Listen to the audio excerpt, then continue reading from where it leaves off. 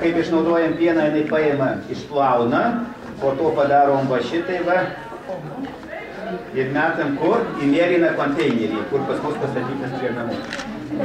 Ne, tai pas jūs yra pakuočių konteineris, jūs labai šauniai darot, bet dabar jums užduotis sunkesnė. Dabar reikia mesti, čia matot, yra atskirai stiklų, popierių ir plastikų. Čia pusė popierius, pusė plastiko, vadinasi, turėtų logiškai būti mišrus. Nu tai ko čia? Nu, o kamštelis, nori pasakyti, kad pasitaikys su žmona. Pasitaikys su žmona. Aš tai plastiką metu šitą. Žodžiu taip, kol reikėdavo šitam, kai mesdavom į tuos burbulus, tai aš tai gero nežinau, kad mesdavom kitą kartą nežinau. Liepė nulemti visus popieriukus, negalima. Vat pasakysim, kaip tai yra. Čia dar ką lauk. Tai manau, visą laiką popieriukus nuo butelių nuim. Taip, bet čia tai plastikas. Čia aišku, vaikusi, čia popierius tokius 5 grūdų perkam ir 3 dar 7.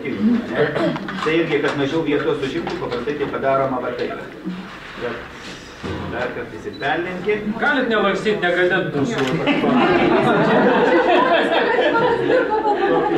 Tokiuose viskas, aišku, čia plastikas, nupirkti kažką, tai išmeti į plastiką. Nekyla klausimų.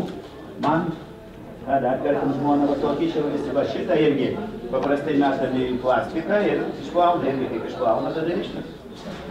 Šitas plastikas, ir plastikas. Čia tokį vis tiek. Tokį mes nenaudojam, aišku, bet čia supranti ir mano supratimu neįjo į stiklą, nei plastiką, aš įmestau į šičia. Nes čia visko yra. Plastikas, stiklas, kažkoks plastikas ir tiek.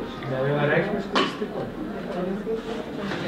Nes pagrindinė medžiaga yra stiklas, o reiškia stiklo fabrike, rūšiavimo linijoje jisai bus susmulkintas, plastikas bus atsijotas, bus, reiškia, atskirai, atskirtas. Galima dantelį plastiką, bet paprastai rūšiavimo linijose atskiria plastiką atskirai, stiklą atskirai ir vis tiek į perdirbimą. Kadangi nesam tokį galvoti, daug neperkam, kur pabaigsim.